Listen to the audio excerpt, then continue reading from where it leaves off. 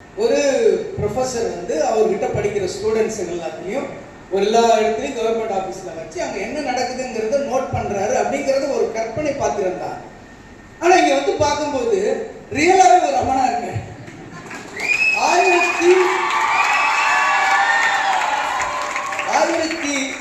1157 student நீங்க இருக்கீங்கன்னா நம்மளுடைய எம்எல்ஏ தொகுதி 236 நினைக்கிறேன் நான். 236 தொகுதியில நீங்க யோசிச்சு பார்த்தீங்கன்னா அப்போ வந்து ஒரு தொகுதிக்கு 3 பேர் இருக்கீங்க.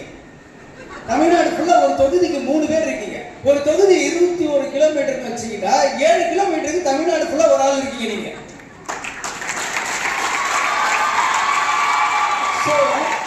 தமிழ்நாட்டில் யாராவது ஒருத்தன் ஏதோ ஒரு இடத்துல தடிக்கி விழுந்தா 7 கிலோமீட்டர் ஒருத்தன் கை தூக்கி விடுறதுக்கு ஆனந்தம் கொடுக்கறதுல ஒரு ஆள் இருக்கீங்க. இதுதானே நிஜம், இதுதானே கண் கூட நான் பாக்குறேனே. இதே மாதிரி இருக்கிற ரமேஷ் முகவரி ஃபவுண்டேஷனோட அவரோட எக்ஸ்பீரியன்ஸ் ஒன்று நான் இப்போ 2 days 48 hours கூட கம்ப்ளீட் ஆகல. நான் பழனியில இருந்து வந்துகிட்டு இருக்கேன். வந்துட்டு வண்டிக்கு பெட்ரோல் போடணும்னு சொல்லிட்டு வண்டியை நிறுத்தி வச்சிருக்காரு. நிறுத்தி வச்சிருந்து அந்த இண்டிகேட்டர் போட்ட வண்டி மேல பின்னாடி வந்து ஸ்ட்ரைட்டா ஒருத்தர் வந்து இடிச்சிட்டார். இடிச்சு கீழே விழுந்தார். கீழே விழுந்த கொஞ்ச நேரத்தில் வந்து அந்த ஹைவே போலீஸ் வந்துருச்சு. நல்லா கவனிங்க, ரோடு ஃபுல்லா இருட்டு. ரோடு ஃபுல்லா இருட்டு. ஹைவேல இருந்து போலீஸ் வந்துருச்சு. கொஞ்ச நேரத்தில் ஆம்புலன்ஸ் வந்துருச்சு. வண்டிக்குள்ள நான் இருக்கேன். வண்டி சுத்தி போற வரவங்க எல்லாருமே நின்றுட்டாங்க. அப்படி நின்று என்னன்னு பாக்குறாங்க. ஒரு சின்ன பெருசா காயம் கிடையாது. ஒரு சின்னதாக ஒரு பேனிக் ஆகிட்டார் அவரு. ஸோ தண்ணிலாம் தெளிச்சதும் நான் வந்து இருட்டில் போய் கொஞ்சம் நேரம் நின்றுட்டேன். ஏன்னா நான் இருந்தேன்னா அதை பார்த்து அந்த டைமில் என்ன மாதிரி அது கதையாக மாறும்னு தெரியாமல் நான் சரி அது முடியட்டும் நம்ம வண்டியில் உட்காந்துருந்தோம். சரி சைடில் நின்றுட்டு இருந்தேன். இப்போ ஒரு டைம் ஆகிட்டே இருக்குது. ரொம்ப நேரம் ஆக ஆக வண்டியில் அந்த வண்டி ஃபோட்டோ எடுக்கணும் அது இது நிறைய ப்ரொசீஜர் சொல்ல ஆரம்பிச்சோன்னா எனக்கு வந்து ஐயோ டைம் ஆகிடுச்சு. இது வந்து மிட் நைட் நடக்குது. இப்போ என்ன பண்ண தெரியலன்னா என் கூட இந்த அசிஸ்டன்ட் வந்து உடனே முகவரி ரமேஷ்க்கு ஃபோன் பண்ணாரு. ஃபோன் பண்ணால் நீங்கள் நம்ப மாட்டீங்க, கரெக்டாக இதே மாதிரி திண்டிவனத்துலேருந்து என்னை 10 நிமிஷம் ஒரு காரில் வந்து ஒருத்தர் கூப்பிட்டு போயிட்டார்.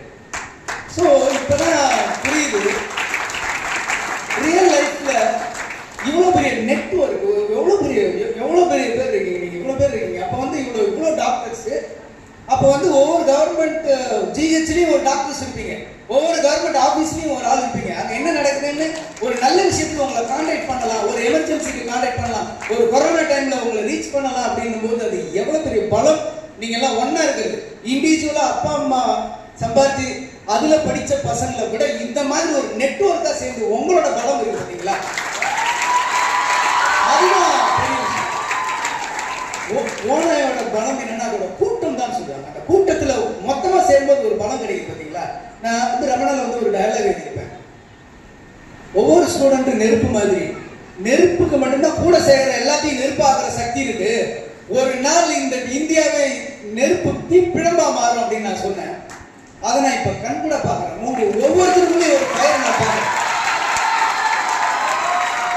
இந்த ஆனந்தம் விழுது விழுதி விழுதி இப்படி போய்கிட்டே இருக்கணும் அப்படின்னு நினைக்கும் போது உண்மையா பெருமையா இருக்கு. உங்க எனர்ஜியை அப்படியே வச்சுக்கோங்க, இன்னும் நல்லா வாங்க.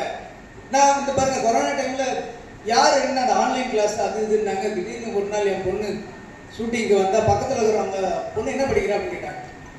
எனக்கே அதுக்கு ஆன்சர் தெரியல. நான் 8ங்கிறேன், என் பொண்ணு 9ங்கிறா. அப்பா என்ன பெத்த பொண்ணு என்ன படிக்குதுன்னு உங்களுக்கு தெரியல. ஒரு பொண்ணு என்ன படிக்குதுன்னே தெரியாத ஒரு அப்பா வாழ்ற இந்த உலகத்துல இவ்வளவு பேர் 1157 பேர் என்ன பண்றீங்க, என்ன படிக்கிறீங்க, உங்களுக்கு என்ன வீக், என்ன ஸ்ட்ரென்த் தெரிஞ்சுக்கிட்டு ஒரு மனுஷன் உங்களுக்கு அக்கறை அது சாதாரண விஷயமே கிடையாது. சாதாரண விஷயமே கிடையாது. 2 பசங்களை வச்சுக்கிட்டு அவங்க காலேஜ் அட்மிஷனுக்கு எவ்வளவு பெரிய ஆளா இருக்கு, எவ்வளவு பெரிய ஆளா இருக்கட்டுமே.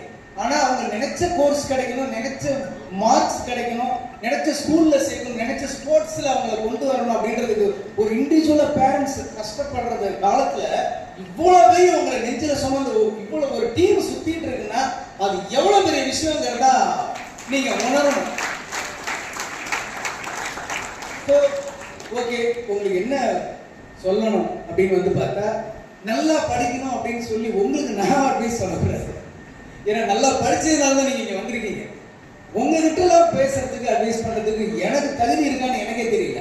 ஆனா உங்களோட கொஞ்சம் முன்னாடி உலகத்துக்கு வந்தேன்னு ஒரு வயசு இருக்கு அப்படின்றதுக்காக சொல்றேன். வாழ்க்கையில படிக்கிறதும் மார்க் எடுக்கிறதும் மட்டுமே உங்களுடைய லட்சியம் அல்ல. படிக்கிறீங்க, மார்க் எடுக்கிறீங்க, அதுக்கான ஒரு இடம் கிடைக்கும். கல்விதான் ஆயுதம். அந்த ஆயுதத்தை வச்சு தான் நீங்க அவ்வளவு பேர் முன்னுக்கு வர முடியும். ஆனா வெறும் மார்க்ஸ் மட்டுமே உங்களோட லைஃப் கிடையாது. படிச்சு முடிச்சு போனோம்னா வாழ்க்கை ஃபுல்லையும் எவ்வளவு தூரம் கல்வி முக்கியமோ அந்த கல்வி உங்களை நிலைக்கணும்னா ஒழுக்கமும் முக்கியம். ஒழுக்கம் ரொம்ப ரொம்ப ரொம்ப முக்கியம். இன்னைக்கு மனசு தடுமாறுதோ, நீங்க நல்ல டாக்டர் இருப்பாங்க, உடம்பு இப்படி பண்ணணும்னு சொல்லுவாங்க, ஆனா அவன் தனியாக போய் சிகரெட் பிடிச்சிருப்பான். ஸோ ஒரு நாலேஜுக்கும் அவன் பண்ற டெம்டேஷனை அடக்கிறதுக்கு சம்மந்தமே கிடையாது. நீங்க நல்ல மார்க்ஸ் எடுக்கலாம், ஆனா நீங்களும் ஒரு மனித பிறகு. எல்லாருக்கும் இருக்கிற ஆசைகள் இருக்கும். ஆனா நீங்க எந்த சூழ்நிலையிலிருந்து வந்திருக்கீங்க, எந்த நெட்வொர்க்ல இருக்கீங்கன்றது மட்டும் கவனமா வச்சுக்கிட்டு, சின்ன சின்ன விஷயங்கள், சின்ன பழக்கங்கள், நம்மள அறியாம சில பழக்கங்கள் நம்மளை தொத்திக்கலாம். பக்கத்துல இருக்கிற சந்தோஷமா இருக்கேன்னு தோணலாம். உங்களுக்கான வயசுக்கான ஒரு குறுகுறுப்பு இருக்கலாம். அந்த இடத்துலலாம் சபலத்துக்கு போயிடாதீங்க. நீங்க மார்க் கொஞ்சம் கொஞ்சமா சேர்த்து இவ்வளவு நெட்வொர்க்கை சேர்த்து வச்சிருக்கீங்களே, இதுதான் உங்க பலம். இதை வாழ்க்கை ஃபுல்லா நீங்க கடைபிடிச்சு ஆனந்தத்துக்கும் ஆனந்தத்தை சார்ந்தவர்களுக்கும் உங்களை எல்லாரையும் படிக்க வச்சு உங்களை மேடையில வச்சு அழகு பார்க்கணும்னு நினைக்கிற எல்லாருக்கும் நீங்க பெருமை சேர்க்கணும்னு சொல்லி நான் வேண்டிக்கிறேன். செய்திகளை உடனுக்குடனும் துல்லியமாகவும் தெரிந்து கொள்ள சப்ஸ்கிரைப் பண்ணுங்க.